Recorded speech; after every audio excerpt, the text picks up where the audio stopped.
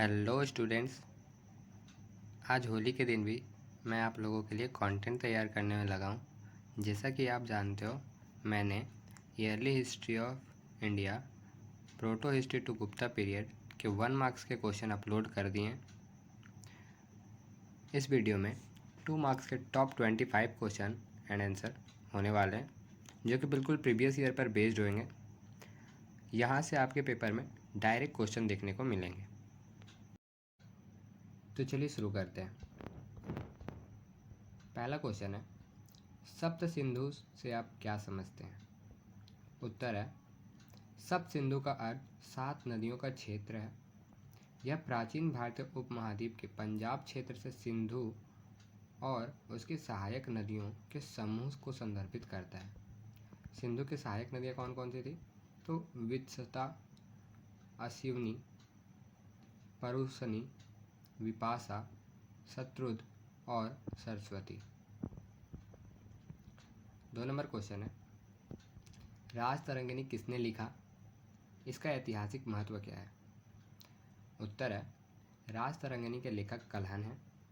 इसका ऐतिहासिक महत्व यह है कि कश्मीर का प्रामाणिक इतिहास प्रस्तुत करता है और 12वीं शताब्दी में लिखी गई संस्कृत की एक महत्वपूर्ण ऐतिहासिक कृति है। 3 नंबर क्वेश्चन है, 2 चीनी यात्रियों के नाम बताइए जिनकी रचनाएं प्राचीन भारतीय इतिहास के लिए महत्वपूर्ण स्रोत हैं। तो 2 चीनी यात्री हैं, फाहियान और वेनसांग। ठीक है। चौथा क्वेश्चन है, 6ठी शताब्दी ईसा पूर्व के 2 प्रजातंत्रों के नाम लिखिए। उत्तर है, 6ठी शताब्दी ईसा पूर्व के 2 प्रजातंत्र थे, वज्जी और मल्ला। 5वां क्वेश्चन है, धर्म महामात्रा पद किसने और क्यों शुरू किया? उत्तर है, अशोक ने धर्म महामात्रा पद की शुरुआत की। इसका उद्देश्य धर्म के प्रचार और प्रसार में नैतिकता सुनिश्चित करना था। 6ठा क्वेश्चन है, गुप्त साम्राज्य के पहले 2 शासकों के नाम बताइए। उत्तर है, गुप्त साम्राज्य के पहले 2 शासक हैं, चंद्रगुप्त प्रथम और समुद्रगुप्त। 7वां क्वेश्चन है, चतुर्याम क्या है?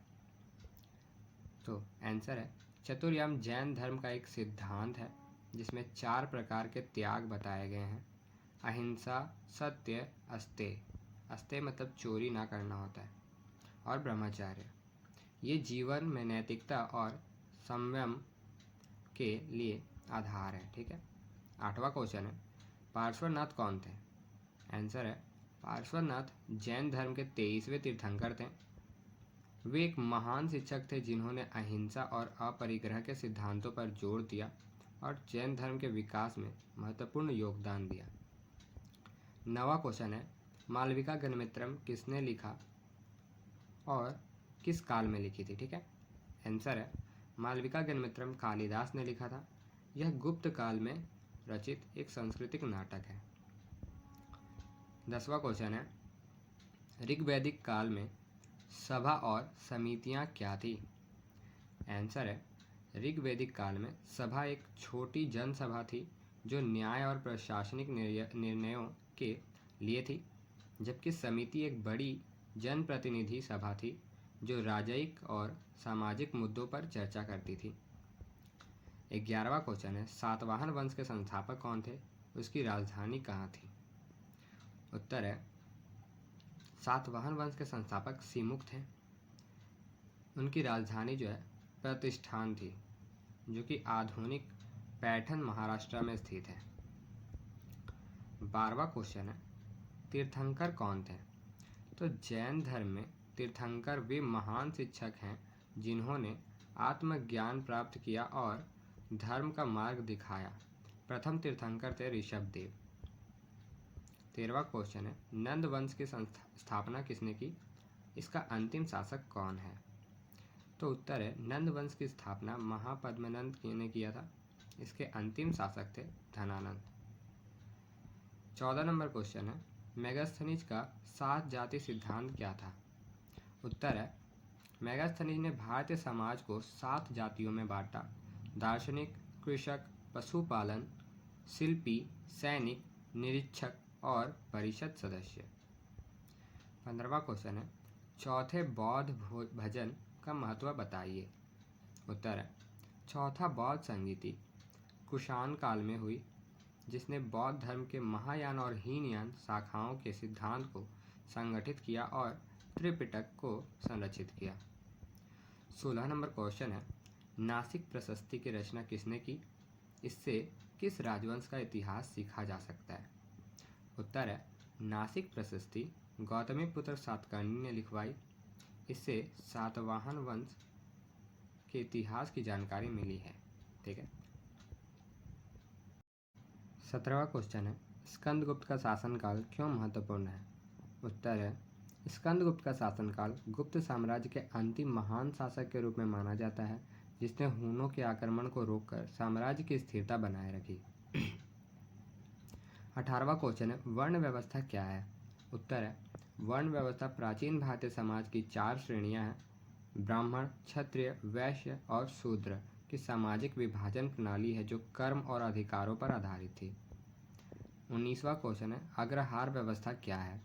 उत्तर है, अग्रहार व्यवस्था में राजा द्वारा ब्राह्मणों को भूमि दान दी जाती थी, जिससे वे शिक्षा और धार्मिक कार्यों के लिए स्वतंत्र रूप से रह सके और कर मुक्ति प्राप्त कर सके।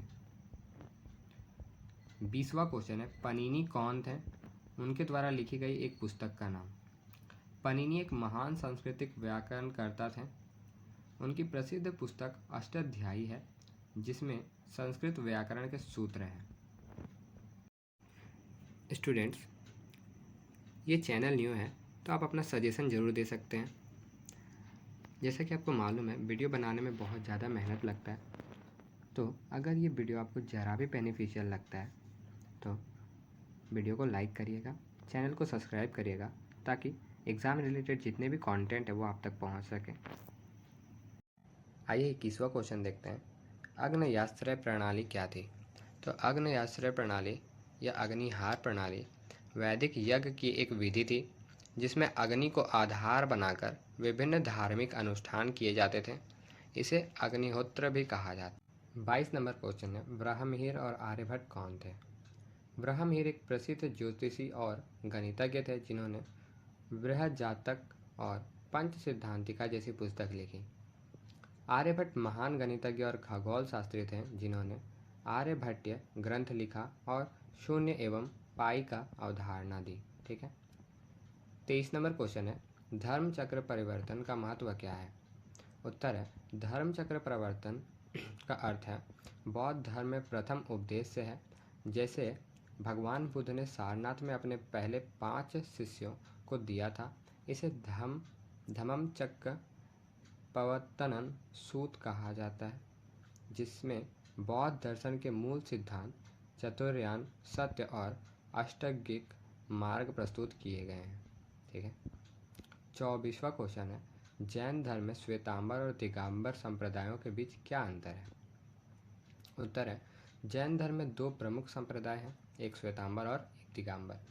श्वेतांबर साधु सफ़ेद कपड़े पहनते हैं और मानते हैं कि महिलाएं भी मोक्ष प्राप्त कर सकती है। दिगंबर साधु नग्न रहते हैं और मानते हैं कि मोक्ष के लिए पूर्ण अपरिग्रह आवश्यक है, जिसमें स्त्रियों को मोक्ष प्राप्ति में कठिन माना जाता है। 25वां क्वेश्चन है, शुंग वंश की स्थापना किसने की थी? शुंग वंश की स्थापना पुष्यमित्र शुंग ने की थी। वह मौर्य वंश के अंतिम शासक बृहद्रथ को मारकर 185 ईसा पूर्व में शुंग वंश का संस्थापक राजा बना और उसकी राजधानी पाटलिपुत्र थी। अगर आपको आज की क्लास का PDF चाहिए तो कमेंट करिएगा, मैं प्रोवाइड करने का कोशिश करूँगा। आज के लिए इतना ही, मिलते हैं किसी नेक्स्ट वीडियो में।